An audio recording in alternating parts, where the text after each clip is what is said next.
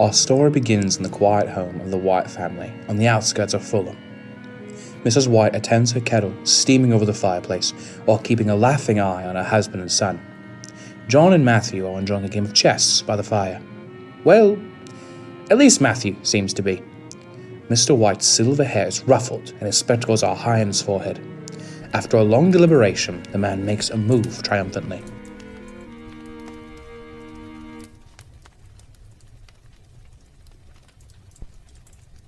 There, Matthew. I gotcha. I think. Oh, you're in deep, Dad, aren't you? Mean to say he's beaten you at last? Hell no. He hasn't noticed. I see it. Let me have that back. Nope. Rules of the game. I don't follow those fancy rules. You're turning what's supposed to be an innocent, relaxing game into... Don't talk so much, you'll throw him off. Not me.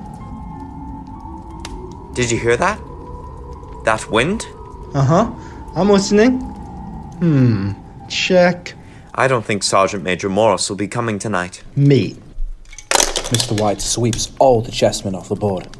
That's the worst part of living so far out. Your friends can't come for a quiet chat, and you scramble up your brain over a confounded... Dad, Morris will turn up, alright? Lovers Lane, Fulham. Of all of the ghastly, slushy, out-of-the-way places to live in. Pathways are bogged, the road's a mess. He turns to his wife, who rose to calm his temper. What's the county council thinking about? That's what I want to know. Because this is the only house on the road, it doesn't matter if nobody can get near, I suppose. Never mind, dear. Maybe you'll win tomorrow. Maybe I'll... What do you... There. You always know what I've got going on in my head, don't you? Suppose I have to after 30 years, John? She goes to wipe tumblers in a tray sitting on the dresser, while Mr. White gets up and lights his pipe by the fireplace. And it's not such a bad place. One of the few old-fashioned houses left around here. None of your stucco villas. Home, like I call it. And so do you, or you wouldn't have bought it. Nice job I made of that, too. With $200 owning it. I can work that off in no time, Dad. In a matter of 3 years with the raise promised to me. That's if you don't get married. Not me, not that sort. Mrs. White brings a tray of food over to the table and a bottle of whiskey before chiding. I wish you would, Matthew. A good, steady lady. Lots of time, Mother. Enough for today. As the saying goes, just now my generators don't leave any time for lovemaking.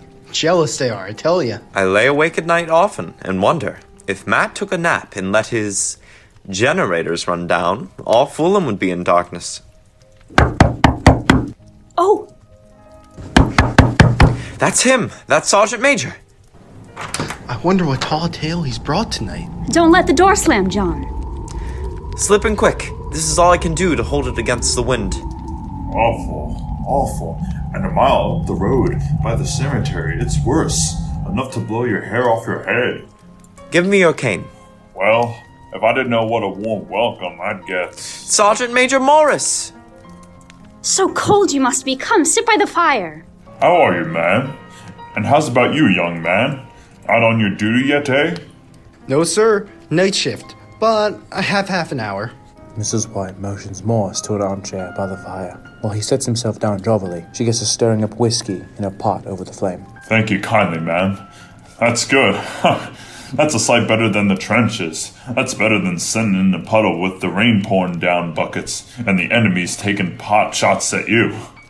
Didn't you have any umbrellas? That's good. Did you hear what she said? Umbrellas! And galoshes! And hot water bottles! Oh, yes! No offense, ma'am. Hardship. Hardship is the soldier's lot. Starvation, fever, and get yourself shot. That's a bit of my own. You don't look to have taken much harm, except... She gestures to his empty sleeve and places her kettle on the table. She makes her way back to the fire. And that I got this for. He flashes his medal. No, man. Tough. Tom Morris is tough. John holds his glass, sloshing with grog under Morris's nose. And sober. What's this now? Put your nose in it. You'll see. Whiskey and hot and sugar and slice of lemon? No! I said I'd never but seen in the sort of night. Well, here's another 1,000 a year. Same to you, and many of them. What? Not you, eh, Matt? Oh, it's not that I don't want to join you, but I can't with my sort of work. Not even a little.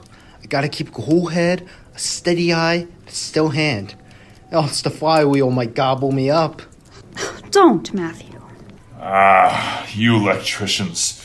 Sort of magicians you are. Light says you, and light it is. And power says you, and the trams go whizzing. And knowledge says you, and words go to the ends of the world. It fair beats me, and I've seen a bit in my time, too.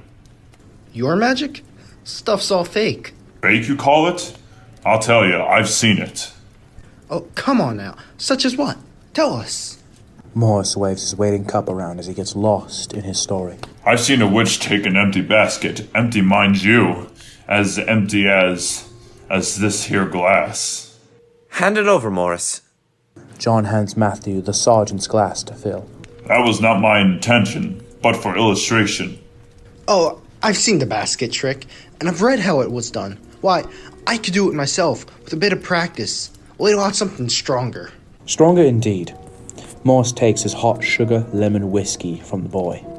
Stronger? What do you say to an old witch chucking up a rope in the air, mind you, and climbing up it, same as if it was hooked on and vanishing clean of the sight? I've seen that. Matthew goes to the table, plunges a fork into a slice of cake, and offers it to the sergeant with a grin. Cake? What for? That story takes it. Mean to say you doubt my word? No, he's only messing with you. You shouldn't, Matthew. Matthew always was one for a bit of fun. But it's true. Why, if I chose, I could tell you things. But there, you don't get no more stories out of me. Nonsense, old friend. You're not going to get stuffy about a bit of fun. What was that you started telling me the other day? About a monkey's paw or something? John nudges Matthew and winks at his wife. This little fable, he knows, is a good one. A little load of rubbish. Nothing. Leastways, nothing worth hearing. Monkey's paw. You were telling me. Nothing. Don't go on about it. Sergeant puts his glass to his lips, only to find it's already empty again. Not strong enough, I suppose. What? Empty again? There, when I start thinking of the paw, it makes me all absent-minded. You said you always carried it on you. So I do, for fear of what might happen. Yes. What's it for? You wouldn't believe me if I were to tell you. I will. Every word. Don't you laugh. I'm not. Got it on you now? Of course. Let's see it. Oh, it's nothing to look at. Just an ordinary little paw, dried to a mummy. Here. Let me see. Ooh, it's all dried up. That's what I said. Listen to that wind. And what might be special about this thing? That there paw has had a spell put on it. No. Yeah, but some old witch. She wanted to show that fate-ruled people that everything was cut and dried from the beginning, as you might say. That there was not getting away from it, and if you tried to, you caught it hot. So she put a spell on this bit of paw. It might have been anything else, but she took the first thing that came handy. She put a spell on it, and made it so that 3 people could each have 3 wishes. But listen well, though the wishes were granted, those 3 people would have reason to wish they hadn't been. But how could the wishes be granted? He didn't say. It would all happen so natural. You might think it a coincidence, if so disposed. Why haven't you tried it, sir? I have. You've had your 3 wishes? Yes, Were they granted? they were. Yes. Has anybody else wished? First owner had his 3 wishes. Yes, he had his 3 wishes all right. I don't know what his first 2 were, but the 3rd was for death. That's how I got the paw. Well, seems to me that you've only got to wish for things that can't have any bad luck about them. Morris, if you had your 3 wishes, it's no good to you. Now, what do you keep it for? Fancy, I suppose. I did have some idea of selling it, but I don't think I will. It's done enough mischief already. Besides, people won't buy. Some of them think it's a fairy tale. Some want to try it first and pay after. If you could have another 3 wishes, would you? Morris weighs the paw in his hand. His eyes are tracing every detail, yet truly, they're gazing much, much further away. The memories that glaze over his eyes take over his expression. I don't know. Suddenly, Morris flings it in the fire. No, I'm damned if I would. What are you doing? John rises and quickly snatches it out of the fire. Let it burn. Let the infernal thing burn. Just let it burn, John. No. If you don't want it, give it to me. I won't. My hands are clear of it. I threw it on the fire. If you keep it, don't blame me. Whatever happens. Here, pitch it back again. I'm going to keep it. What do you say, Matthew? I say, keep it if you want to. Fluff and nonsense, anyhow. Fluff and nonsense, yes. I wonder. I wish... Stop! Mind what you're doing. That's not the way. What is the way? Oh, don't have anything to do with it, John. Laura takes glasses on a tray to the dining table, busying herself here and there, rinsing them in a bowl of water, then wiping them with a cloth. That's what I say, man. If I want to tell him, he might go wishing something he didn't mean to. You hold it in your right hand and wish aloud. But I warn you.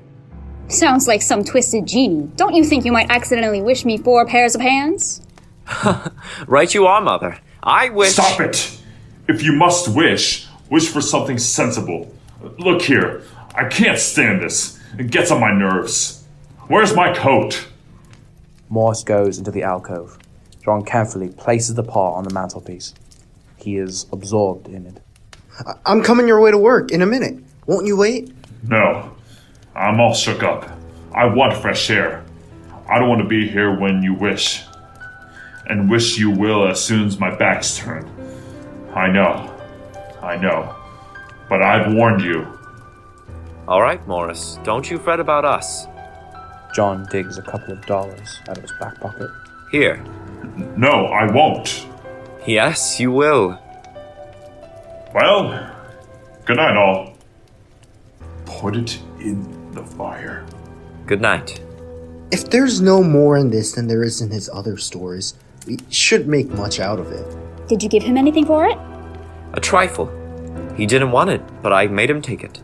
Pocket change. There now, you shouldn't have. Throwing your money about. I wonder. What? I wonder whether we hadn't better chuck it on the fire. Likely.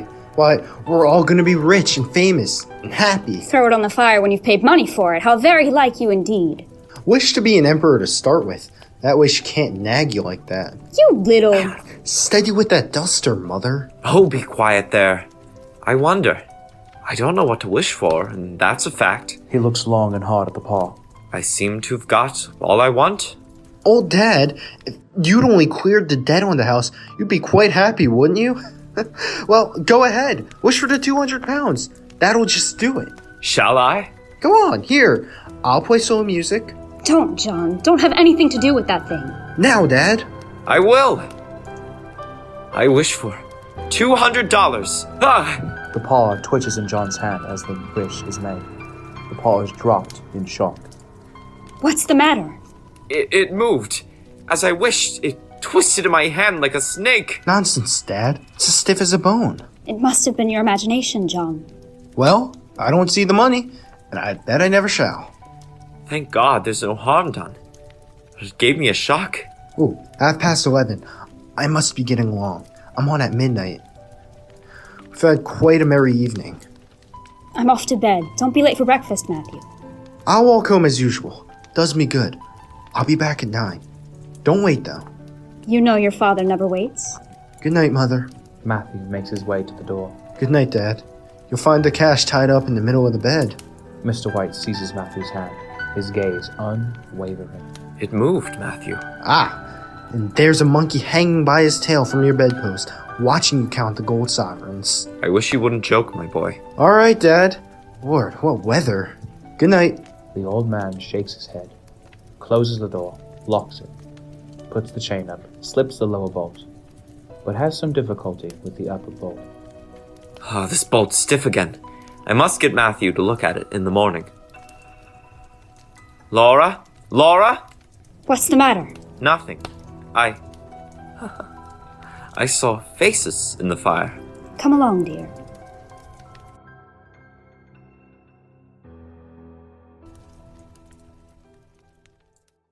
What a morning Matthew's got for walking home. What time is it? 9:15? He's off at 8.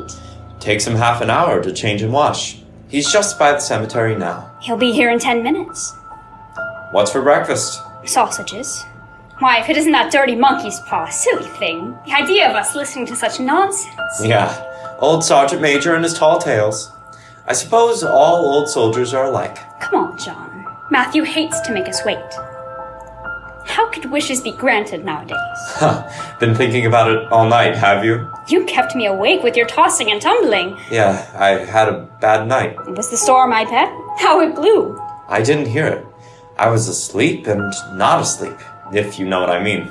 And all that nonsense about making you unhappy if your wish were granted. How could $200 hurt you, eh, John? Might drop on my head in a lump. Don't see it any other way. And I try to bear that. Though, mind you, Morris said it would all happen so naturally that you might take it for coincidence, if so disposed. Well, it hasn't happened. That's all I know. And it isn't going to. And how can you sit there and talk about it? What's that? Postman, of course. He's brought a letter, John. What did you think he'd bring? A bag of coals? John, suppose... Suppose what? Suppose it was $200? What? Here, don't talk nonsense. Why don't you get it? Laura walks over to the envelope. It's thick. And it has something crisp inside. Who's it for? You? Hand it over then. The idea. What a superstitious old woman you are. Where are my specs? Let me open it. Don't you touch it. Where are my specs? Don't let sudden wealth sour your temper, John. Will you find my specs? Here, John. Here. Careful, don't tear it. Tear what? If it's banknotes, John. You've gone dotty. You're making me nervous. Sir, enclosed, please find receipt for interest on the mortgage of $200 on your house, duly received. That's what happens when you listen to tipsy old soldiers. What does? You thought there was banknotes in it. I didn't. I said all along. How Matthew will laugh when I tell him. You're not going to tell him. You're going to keep quiet. That's what you're going to do. Or I'll never hear the last of it. Serves you right. I'll tell him. You know you like his fun. See how he joked you last night when you said the paw moved. Mrs. White still looks through the window as she expects a figure appears down the road. It did. It did move. That I'll swear to. But the figure... that's not Matthew. She squints to make out its details and responds to John absent-mindedly. You thought it did. I know it did. There was no thinking about it. You saw how it upset me, didn't you? Didn't you? Why don't you listen? What is it? Nothing. Do you see Matthew coming? He's about due. What is it? Nothing. Only a man. Looks like a gentleman. He's in black and has a top hat on. What about him? He stood at the garden gate as if he wanted to come in, but he couldn't seem to make up his mind. Oh, go on. You're full of stories. He's going. No, he's coming back. Don't let him see you peeping. He's looking at the house. He's got his hand on the latch, John. He looks like some sort of lawyer. What of it? Oh, you'll only laugh again, but suppose he's coming about the 200... Don't mention it again. Foolish old woman. Come and eat your breakfast. Where is he now? Gone down the road. He's turned back. He seems to have made up his mind. Here he comes. Oh, John, we're all untidy. What's the matter? Has he made a mistake? Come to the wrong house?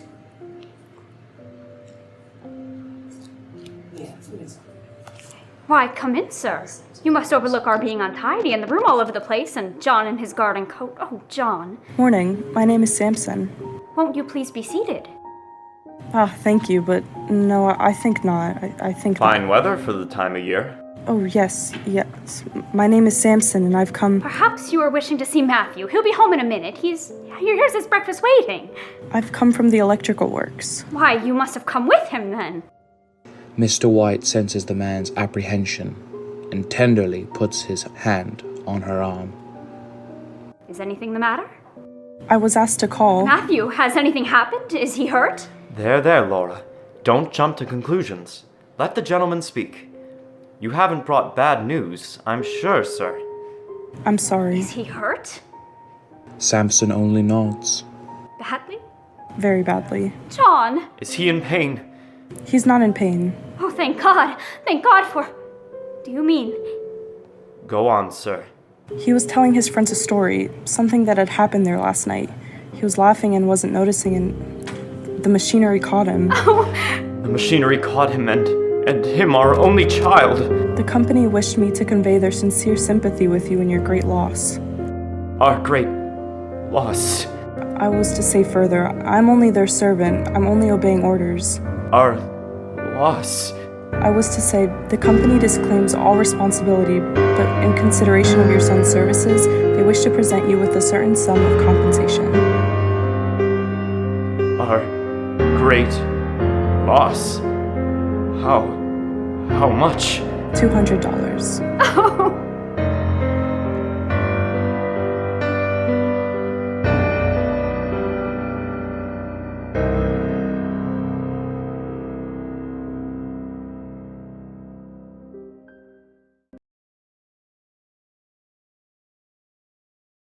Laura? Laura? Yes? Where are you? At the window? What are you doing? Looking up the road. What's the use, Laura? What's the use? That's where the cemetery is. That's where we've laid him. Yes. A week to the day. What time is it? I don't know.